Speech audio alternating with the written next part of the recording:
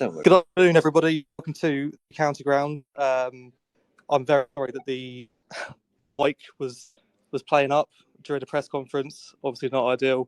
Hopefully you'll hear some snippets on Sky Sports, ITV News and BBC Wiltshire throughout the afternoon. I have with me the chairman of the STFC Trust, Steve Mytton. Steve, what a day. What a big day for the football club. It's taken a while to get here. It has indeed, and as I explained in the press conference, really it's about patience and persistence. That's what's really the thing that's behind this. And it's been eight years in the making. Very hard work, thousands of emails, hundreds of meetings, and lots of money from the people who've donated into our Red Army Fund. So thanks to everyone in the Red Army Fund for backing us, and thank you to the late Nigel Eady and to his trustees for obviously funding the purchase, which is amazing. Absolutely. I mean, for people that obviously didn't hear the press conference live on, well, it wasn't live on the Tom Broadbent Lounge. Could we just have a bit of an insight into the Nigel Eady Trust and how that's sort of come to play, and how that conversation sort of started with the Trust and the Nigel Eady trustees? Yeah, we'll just move away from the air conditioning. Yes, yeah. Not much technology helping us today, but no, the conversation started in December 2014, and it was a conversation around the Stratton Bank roof. Yeah. So we had Trust to raise the roof of the Stratton Bank. Took a bit of pick for that, but obviously the real reason was we were to hopefully fund it through the Nigel Eady Trust. And when we spoke to them, they said, well, you know what, it's the stadium's owned by the council, so we can't really invest in something that's not owned by the club or by the supporters. So we said, well, Mike Welsh actually, who was supposed to be vice chair at the time, said, yeah, let's try and buy the stadium. So he and I went to see Councillor David Renard in March, and we asked, as a group of supporters, could we, would you see it as possible that the supporters could buy the stadium? And this was a supporter-only deal at the time. Yep. And he, I still got the words ringing in my ears now. He said, "Yeah, I think I could see this happening." So I went away from there buzzing and sort of looking forward to it, but obviously with quite a tall order to try and raise the money for. We basically went out there and we put a bid into the council of 1.1 million. Mm-hmm. And yeah, it went on from there really. So there's a brochure we're giving out tomorrow at the football match. We've got people on the turnstiles handing them out, so we've got 10,000 copies printed.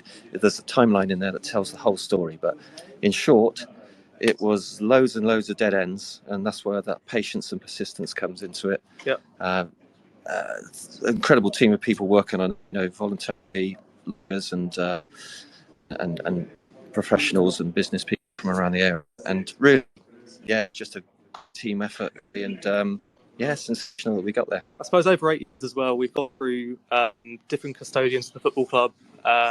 Just how important has the current ownership been in terms of the cooperation with the trust, with the council, the willingness to get the deal finally done?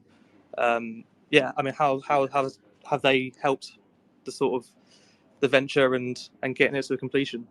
Well, put it this way, I don't think it would have happened if Clem hadn't have come in and with Rob, to be honest, because obviously the Eady trustees, the Nigel Eady trustees, have got a very tight grip on that fund, and they've really looked after that and developed it from, as I mentioned in the press conference, it was initially the vision was that they would develop a stand, and what's happened with that money really is it's been invested very wisely. They've got planning permission on pieces of land, and they've really done an amazing job to put together a stonking trust fund that's basically funded this purchase today. So yeah, I think they wouldn't really have felt comfortable in previous years. I've got to be careful how I choose my words, I suppose, but that money had to flow through the football club. Yeah. So we did try for a long time to get it to flow in other directions without using the football club, and that's some of the dead ends we talked about. It's quite challenging. Of course.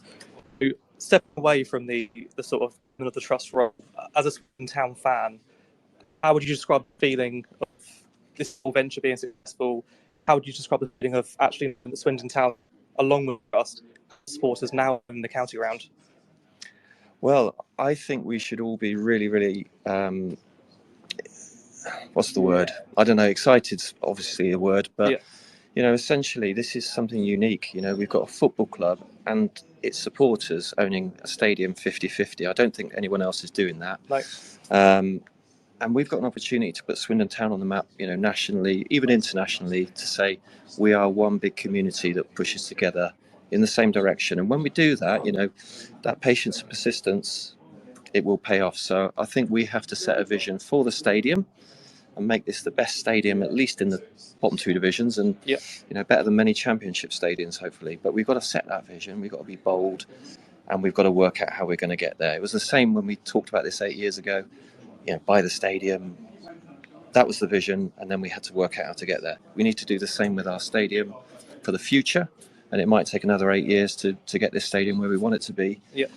And we probably also need to do it as a football club as a whole, set a vision for where we want to be, and everyone push in the same direction though. Try and be one, group that really wants the same thing. So one last thing mentioned in the press conference about Swindon Museum that is sort of in line to introduce the county premises. A little bit more on where we expect to be placed, timelines. We've got a lot of history. We've got a lot of sort of memorabilia and memories to get packed into that. So where's that standing at the moment? Well, that, like other things, it's a formative idea at the moment. So where we've, but it has made good progress. I'll tell you about it. So we as a trust have talked about a museum for a long time. A couple of board members, Keith Coatsworth and Paul Hedges, have taken it forward in recent months. We've now brought in people from outside the trust, so there's members of the supporters club and also members of the general fan base who've come in to become trustees of a new charity. That charity's already formed. It's Swindon Town Football Club Museum. So that's been formed, and that's not an easy thing to do, to set up a charity. So that's now formed. There's been loads of research. Myself and others have gone to other clubs to look at their museums and see how they've done it. Exeter was a really good example. Paul Hedges and Keith went there and gave us a real insider info on that. But the recommendation was that we do it as a charity. At the moment, where we're at is we're looking for some storage area at the moment. I should mention as well, one of the town supporters, Dick Mattick, has pledged £25,000 towards that. He's the club historian, so of his own money, because he's super passionate about the history. And essentially what we've got is a charity, and what we need now is to get some storage areas sealed, secured, and then we obviously, the process, we start collecting memorabilia and we start logging it. There's a whole thing behind it. Now, where it goes in the print is to be seen, because I think what we'll do next month, we'll start surveying our voting shareholders to say, what would you like to see happen at the county ground? Off the back of that, we throw all the ideas in a pot. We do a commercial sort of viability assessment of them, because everything we do with the stadium's got to really make it make the club stand on its own 2 feet, commercially. We don't want to be reliant on individuals forevermore, do we? So, the plan is that we get all the ideas in, we assess them, and then we sort of put together a vision for the future. Now, it might take 8-10 years to build that stadium, and it might cost a huge amount of money, but we've got to have a vision, and then we make a plan, and then we as a group, the club and the supporters, need to just all push in that same direction. Patience and persistence again, and let's try and design this stadium in the future that's fantastic, and the museum will be in there somewhere and hopefully looking amazing. Perfect. Just one final thing. How important is it for Swindon Town supporters to get involved with buying their shares? Obviously, we've seen in the news about Hearts having a similar approach to supporter shares and raising 14 million, which is a tremendous sum of money. How important is it for Swindon Town to really get behind this, really their mouth is, and help out the club? Because ultimately, as a joint venture, Swindon Town and Swindon Town supporters, what would your message be to potentially a town fan that's umming and ahhing whether or not to get involved and buy their shares? Well, look, it's, there's a lot of clamour for your money at the moment. Obviously, the club want to sell season tickets, and I think everybody should, back their team.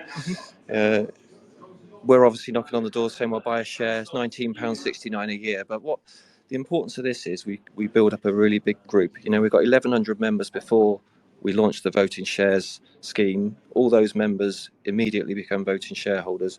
We got another 100 or so yesterday. And we want to build that into many thousands, because what Hearts do, and if you look on our YouTube channel, I did an interview with them, Hearts have got 8,000 people paying about £10 a month, and with that, they have generated now. It's actually just gone over 15 million. You know, Wow. and if you look at their stadium, I saw a picture on Twitter today. A picture of their stadium from 1991. It looked a complete dump. You know. Yeah. Now it looks sensational, and they've done that with their own money. You know. Now we're in partnership with the football club, so together with the football club and the fans together, I think we can, we can do that. But we're not a silent partner in this 50-50. We are a genuine 50% owner. We as a group of supporters. So, as the Hearts chap put to me, if you bought your stadium, why don't you want to invest into it all? So, buy a share. That means you get surveyed. It means you get to have your say. It means you get a digital certificate to prove it, which is, not everybody's need, but it's Just one time. Yeah, and I think really, most importantly, you get a chance to vote on the annual business plan. So there'll be a plan put together by the joint venture every year, and we'll say this year we're going to be doing X, Y, and Z, and the supporters can vote, and they can say, well, we don't want that to happen, and we want that to happen. So, it's a way of really being involved. So the more people involved, the better. It gives us more stability. We need lots more younger people coming through as well. And I think, off the back of this voting share thing, we'll start to push more the County Ground Community Fund, which is a brand new thing, which is where people can donate money, and every penny of that goes towards the football stadium redevelopment. And in time, I think we're going to be bringing in a point system where, the more there'll be benefits associated with, how much you've donated over the years. That's what Hearts do. They've got some really good ideas up there. And we want it to be fun as well. Let's enjoy it. This is a real good chance now to reset all the relationships and put ourselves out there and, make Swindon Town something really to be proud of. We've got great potential. Well, I think that's perfect. On behalf of the Sir Tom Broadbent Lounge and Swindon Town fans as a whole, thank you for your work. It's been a long time coming, but we're finally here. So. Yeah, and thank you to Sir Tom Broadbent Lounge as well. Brilliant show. So well done on all that. Thank you. Cheers.